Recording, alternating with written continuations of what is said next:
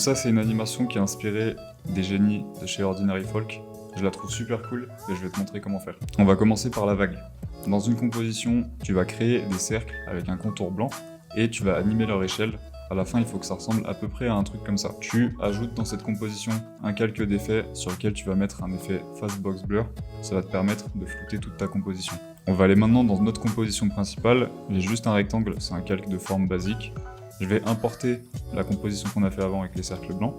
Sur le rectangle, tu places un effet Displacement Map et dans l'effet Displacement Layer, tu choisis ta composition avec tes cercles blancs. Tu modifies un petit peu ton effet, tu règles ton displacement et ça va créer ta vague, ça va animer tout le truc automatiquement. Pour t'expliquer, l'effet va déformer le rectangle en fonction des valeurs de blanc et de noir sur le calque que tu as sélectionné. Maintenant, pour le mouvement des sphères sous l'eau, tu crées un nul, tu ouvres sa position, tu cliques droit et tu fais séparer les dimensions. Sur la position Y, on va ajouter une expression wiggle qui va faire un mouvement aléatoire sur la hauteur du coup.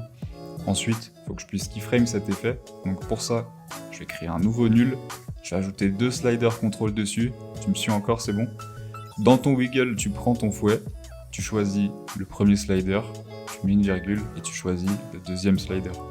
Maintenant, tu peux régler ton effet wiggle grâce à ces 2 sliders contrôle et choisir la valeur que tu souhaites et donc animer à l'impact de ta vague. Après, tu animes un peu, tu fais ton truc et voilà, c'est bon.